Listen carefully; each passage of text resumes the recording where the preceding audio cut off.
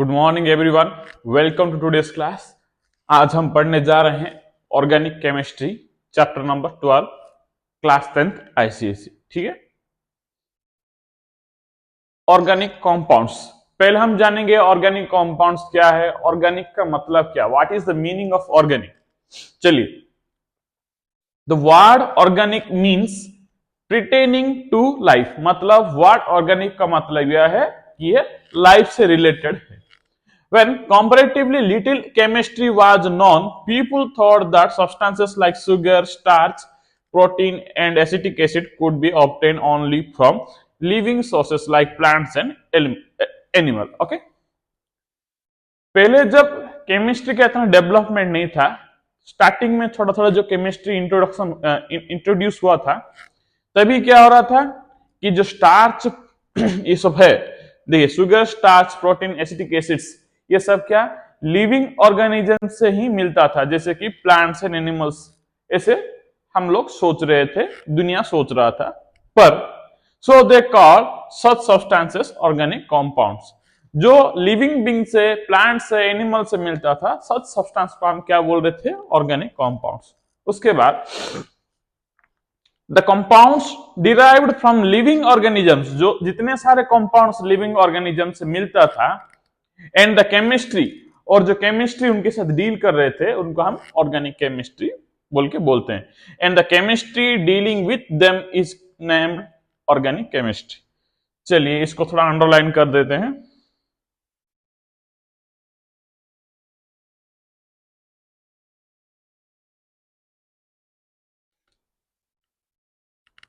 ये सभी points important है, इस सभी को याद रखना है हम लोगों को, जैसे कि हमें फ्यूचर के क्लासेस में हेल्प होगा। could be obtained only from living sources like plants and animals, so they called organic compounds। यहाँ पे ऑर्गेनिक कंपाउंड्स किसे कहते हैं, उसका अंडरलाइन किया गया है। जो सारी चीज ऑर्गेनिक कंपाउंड्स में डीलिंग एंड द केमिस्ट्री, जो केमिस्ट्री ऑर्गेनिक कंपाउंड के साथ डील करता है, उससे हम क्या बोलेंगे, ऑर्गेनिक केमिस्ट्री। यहां तक एक पॉइंट हो गया। चलिए नेक्स्ट देखते हैं। As against these compound substances like common salt, ये सब कंपाउंड्स से एग्नेस्ट में कुछ सब्सटेंसेस है, जैसे कि common salt, blue vitriol, nitrate, ये सब which could be produced from mineral and non living sources। ये जो ब्लू विट्रल है, सॉल्ट है, नाइट्रेट है, ये सब कहां से मिल रहा है, नॉन लिविंग सोर्स मिनरल से मिल रहा है। तो उसे हम क्या बोलेंगे, जो नॉन लिविंग सोर्स से जो चीजें हमें मिलते हैं, उनका हम क्या बोलेंगे, इनऑर्गेनिक कंपाउंड। ठीक है, इनऑर्गेनिक कंपाउंड्स किसे बोलेंगे, जो नॉन लिविंग सोर्स से मिलता है, मिनरल से मिलता है, ये सॉल्ट, ब्लू विट्रल भी एक टाइप का सॉल्ट ही है। ठीक है, and the chemistry dealing with them was called inorganic chemistry. जो नॉन लिविंग सोर्स से मिलता है, उनके साथ जो केमिस्ट्री डील करता है, उसे हम क्या बोलेंगे, इनऑर्गेनिक केमिस्ट्री। चलिए, अभी हम लोग क्या पढ़े ना, ऑर्गेनिक कंपाउंड किसे बोलते हैं, ऑर्गेनिक केमिस्ट्री किसे बोलते हैं, इनऑर्गेनिक कंपाउंड किसे बोलते हैं, इनऑर्गेनिक केमिस्ट्री किसे बोलते हैं। इसका डेफिनेशन हम लोग यहां पे जान लिए।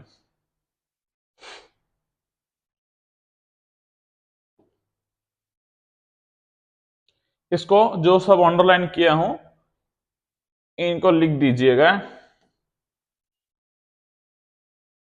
ठीक है, देखिए next. Since these organic compounds were obtained straight from the nature and there was no known method of preparing them in the laboratory, it was believed that they were the products of some vital force of nature। Organic compounds को vital force of nature क्यों बोला जाता था, क्योंकि ये सब हम laboratory में प्रिपेयर नहीं कर सकते थे। जो भी मिलता था नेचुरली, नेचर से मिलता था, सभी लिविंग ऑर्गेनिज्म से, तो इनको हम वाइटल फोर्स नाम से हम इसको एक्सप्लेन कर रहे हैं। वो फ्यूचर नहीं, बहुत साल पुराने, जहां पे जब नया केमिस्ट्री नए स्टार्ट कर रहे थे, तभी इसको लोग क्या सोच रहे थे, और ये वाइटल फोर्स नाम का नाम दिए थे। The vital force theory of organic compounds was soon discarded when it, धीरे धीरे क्या हुआ, वाइटल फोर्स थ्योरी जो दिया गया था उस टाइम के केमिस्ट लोग जो दिए थे, उसको क्या कर दिया गया, निकाल दिया गया। क्यों निकाल दिया गया? कि जो वो प्रूव किए थे वो गलत निकला। उनके एग्नेस्ट में बहुत सारे साइंटिस्ट भी आ गए और वो प्रूव कर दिए कि ऑर्गेनिक कंपाउंड्स लेबोरेटरी में भी प्रिपेयर हो सकता है, और इवन वो प्रिपेयर करके भी दिखा दिए कि लेबोरेटरी में वो है बोल के, हो सकता है बोल के। देखो, when in 1828 a German chemist named Friedrich Wöhler showed that it was possible to obtain an organic compound urea from the laboratory process। ये पॉसिबल है लेबोरेटरी प्रोसेस में यूरिया तैयार करना। देखिए कैसे तैयार किया है। एमोनियम सियानाइड NH4CnO, जब इसको हीट किया गया तो ऑर्गेनिक कंपाउंड यूरिया निकल गया। ठीक है, तो इससे क्या प्रूव हो गया कि हम लैब में भी यूरिया को तैयार कर सकते हैं, जो कि एक ऑर्गेनिक कंपाउंड है। इससे प्रूव हो गया कि हम लैब में तैयार कर सकते हैं। और एक scientist in 1845 Clove prepared acetic acid from its constituent element carbon, hydrogen and oxygen. Constituent element carbon, hydrogen, oxygen की हेल्प से क्लोब ने क्या बना दिए? एसिटिक एसिड बना दिए। ये भी प्रूव हो गया कि है एसिटिक एसिड भी क्या लैब में प्रिपेयर हो सकता है। बाकी ब्रेथेलोट नाम का एक साइंटिस्ट है, इन 1856 सिंथेसाइज्ड मीथेन गैस। वो भी 1856 में मीथेन गैस तैयार कर दिए। कहां पे? उनके लैब में। वो भी प्रूव कर दिए कि organic compounds can be prepared on laboratory. was given up and was accepted that organic chemistry is essentially the chemistry of carbon compounds। उसके बाद क्या इंट्रोड्यूस किया गया? ऑर्गेनिक केमिस्ट्री एसेंशियली क्या कार्बन कंपाउंड से रिलेटेड है। नए केमिस्ट्री के टाइम पे ये सब साइंटिस्ट ने प्रूव कर दिया, जिसके वजह से वाइटल फोर्स थ्योरी को ब्रेक डाउन किया गया। चलिए, organic compounds. Based on the fact that all organic compounds essentially contain carbon and the term organic, based on the fact, ये फैक्ट को बेस करके सबसे क्या पता चला कि ऑर्गेनिक कंपाउंड क्या है? कार्बन बेस्ड है। तो वहां पे एसेंशियली मेन कंपोनेंट क्या है? वहां का कार्बन है। The term organic compound now applied to the compounds of carbon and organic chemistry is defined as the study of carbon compounds। वहां पे मेन टर्म क्या हुआ? कंपाउंड में कार्बन हुआ। तो the compounds of carbon and organic chemistry is defined as the study of carbon compounds. Organic chemistry में हम क्या पढ़ेंगे? कार्बन कंपाउंड्स के बारे में वहां पे हम स्टडी करेंगे, यही यहाँ पे बोला गया है। This however exclude oxides carbon, oxide of carbon. वहां पे हम कार्बन कंपाउंड्स में किन किन को, कुछ चीजों को एक्सक्लूड करना पड़ेगा। जो क्या है? वो है ऑक्साइड ऑफ कार्बन एक है, मेटालिक कार्बोनेट्स है, and related compounds like metal cyanide, metal carbides. ये सबको एक्सक्लूड करके बाकी सारी कार्बन कंपाउंड्स के बारे में हम डिटेल्स में ऑर्गेनिक केमिस्ट्री में पढ़ेंगे। Source of organic compounds. देखिए, हमें दुनिया में बहुत सारे ऑर्गेनिक कंपाउंड्स मिलते हैं। ये सभी ऑर्गेनिक कंपाउंड्स हमें कैसे मिलते हैं?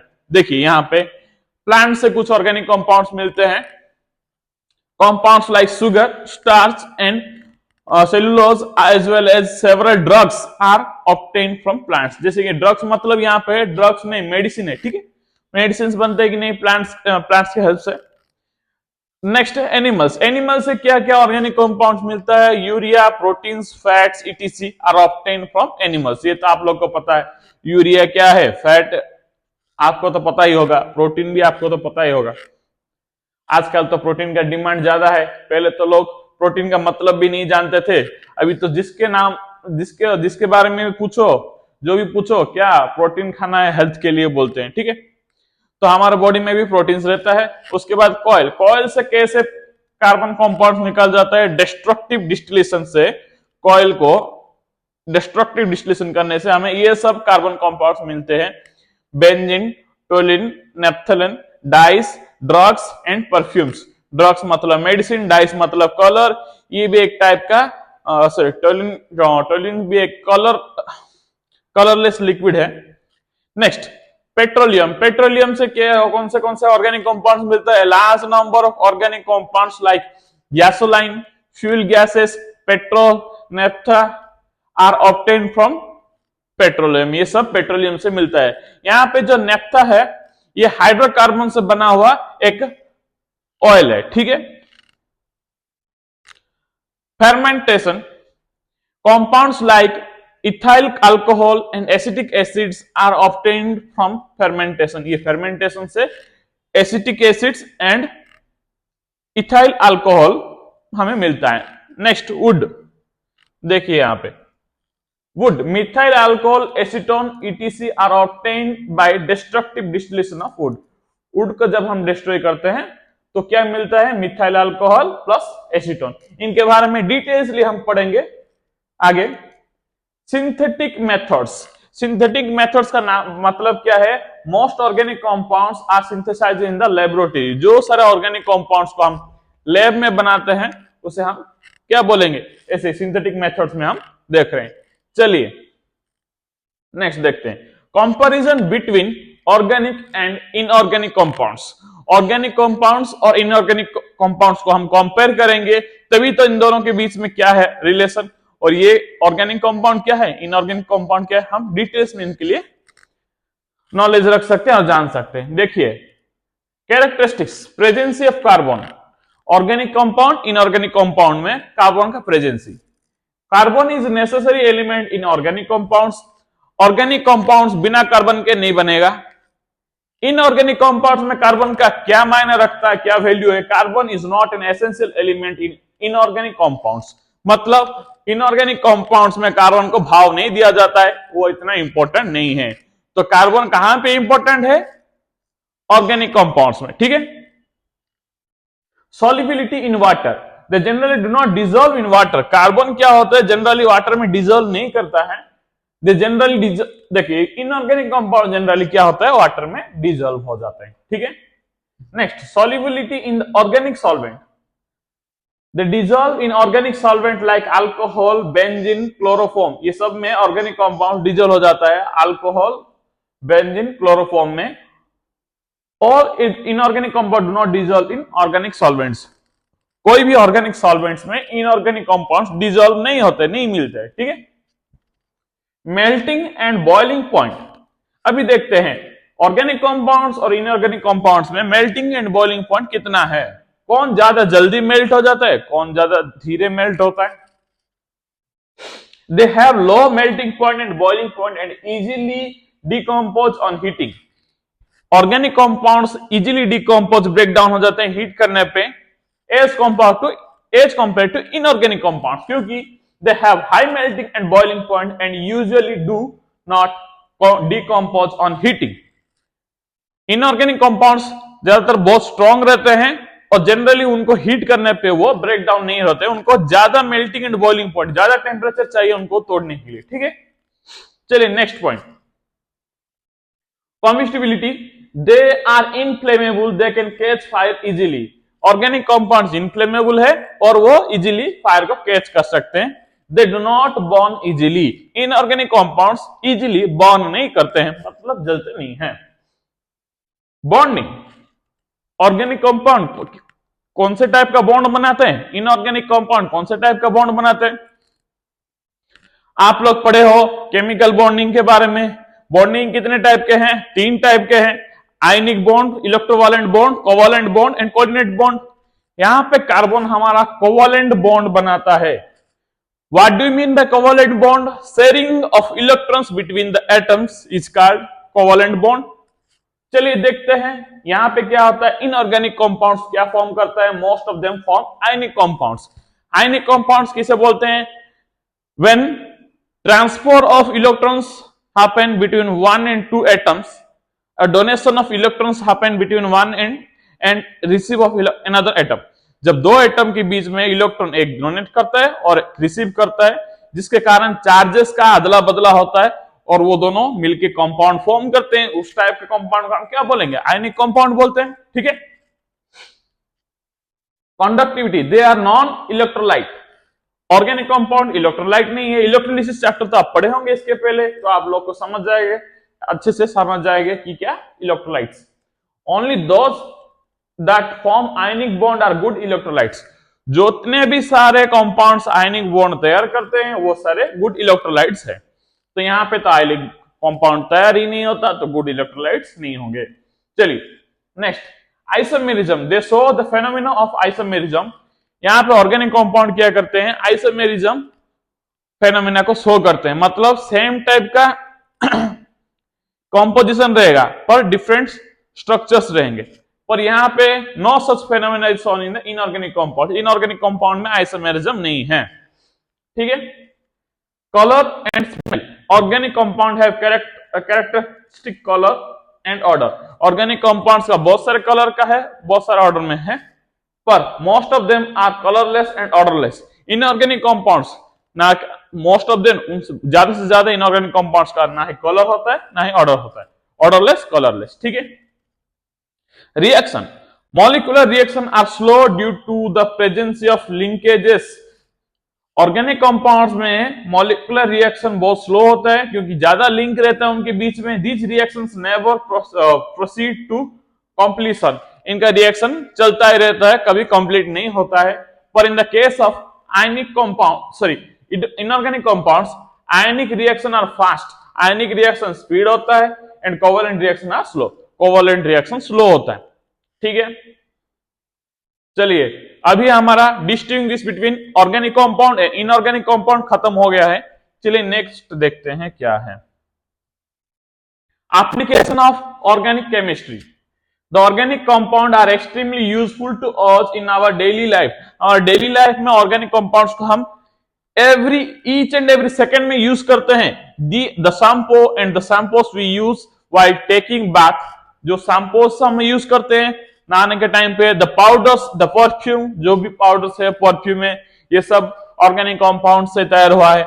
We apply on the body, the clothes we wear, जो क्लॉथ भी हम पहनते हैं वो भी कंपाउंड से तैयार है। The food we eat, the carbohydrate, the protein, the fat, the vitamin ETC, fuels we use, natural gases, petroleum products, medicine, explosives, dyes, insecticides ETC are all organic compounds. देखिए ये सभी क्या है, ऑर्गेनिक कंपाउंड्स है। तो हम लोग तो ये सभी डेली यूज करते हैं, ये तो हम रोज का काम का है। तो हमारे लिए ऑर्गेनिक कंपाउंड्स कितना इंपॉर्टेंट है, यहां से आप लोग को आइडिया आ गया होगा। There is hardly any walk of life where we do not need organic compounds. बहुत कम प्लेस है, टाइम है जहां पे हम ऑर्गेनिक कंपाउंड्स का नीड नहीं रखते हैं। तो maximum time we are using organic compounds. Okay, तो इन लोगों को, ये तो इंपॉर्टेंट टॉपिक है, इसको हम अंडरलाइन कर लेंगे। वैसे नहीं, सभी इंपॉर्टेंट ही है, पर इसको जानना जरूरी है, लिखना जरूरी है। सभी को बार बार लिखेंगे, प्रैक्टिस करेंगे तो ही याद रहेगा।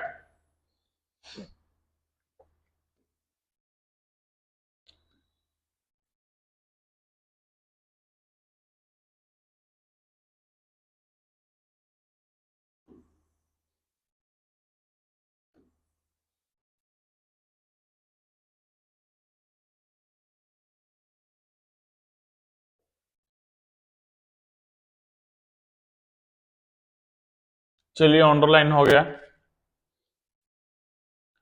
अभी देखेंगे unique nature of carbon atoms. Carbon का ऐसा कौन सा नेचर है जो कि और किसी के पास नहीं मिलेगा, जिसके कारण जहां पे भी हम देख रहे हैं कार्बन कंपाउंड्स ही हमें मिल रहे हैं हमारे डेली लाइफ में।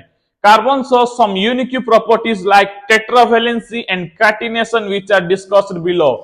टेट्रावेलेंसी, कैटिनेशन, ये दोनों कार्बन का पावर है, जो कि जिसके बारे में हम नेक्स्ट अभी नीचे पढ़ेंगे। ये दोनों क्वालिटी के कारण कार्बन हमारे डेली लाइफ में एंटर करता है। एक है टेट्रावेलेंसी एंड कैटिनेशन। चलिए टेट्रावेलेंसी क्या है, कैटिनेशन क्या है, डिटेल्स में समझते हैं। चाहो तो मैं बोल सकता हूं टेट्रावेलेंसी मतलब 4 वैलेंसी और कैटिनेशन मतलब सेल्फ लिंकिंग। तो इसके बारे में डिटेल्स में पढ़ेंगे। कार्बन कार्बन के साथ दूसरों के साथ कैसे लिंक हो जाते हैं अच्छे से, और बड़े बड़े लंबे लंबे चेन्स, रिंग्स बनाते हैं, जिसके कारण वो स्ट्रॉन्ग रहता है। चलिए देखते हैं। Tetravalency of the carbon atoms. Carbon has 4 valency electrons. Carbon के कितने वैलेंसी इलेक्ट्रॉन है? 4, मतलब उनका एटॉमिक नंबर 6 है। तो फर्स्ट सेल में 2 इलेक्ट्रॉन, सेकंड सेल में 4 इलेक्ट्रॉन। तो ऑक्टेट फुलफिल करने के लिए आउटर मोस्ट सेल में एटलीस्ट 8 इलेक्ट्रॉन चाहिए कार्बन को। तो इसके पास तो 4 है, तो और 4 उसको अरेंज करना पड़ेगा। चलिए कैसे अरेंज करते हैं देखेंगे। Electronic configuration 2,4. Since it can neither lose nor gain electrons to attain octet. Octet और 10 करने के लिए 8 इलेक्ट्रॉन से 10 करने के लिए वो ना 4 इलेक्ट्रॉन लूज कर सकता है ना कोई भी 4 इलेक्ट्रॉन कहां से ला सकता है, तो दिक्कत हो गया। It forms a covalent bonds by sharing of its 4 electrons with other atoms. तभी कार्बन डिसीजन लेता है कि वो कोवलेंट बॉन्ड बनाएगा, उसका 4 इलेक्ट्रॉन्स को दूसरे एटम्स के साथ शेयर करेगा, ठीक है। Sharing 4 electrons with other atoms, this character of the carbon atom by virtue of which it forms 4 covalent bonds is called tetravalency of carbon। इसे हम tetravalency of carbon बोलते हैं। देखिए यहाँ पे कार्बन है, ये उसका 4 इलेक्ट्रॉन वैलेंसी इलेक्ट्रॉन को वो बाहर रखा है शेयर करने के लिए। जब भी वो दूसरों के साथ इलेक्ट्रॉन शेयर करता है वो कार्बन का बॉन्ड बन जाता है। देखिए नेक्स्ट टॉपिक है हमारा कैटिनेशन। कैटिनेशन का मतलब क्या है? The carbon atom possesses an unique property of to link together to form very long chains। Carbon दूसरे कार्बन के साथ लिंक होकर बड़े बड़े लंबे लंबे चेन्स एंड रिंग्स तैयार कर सकता है।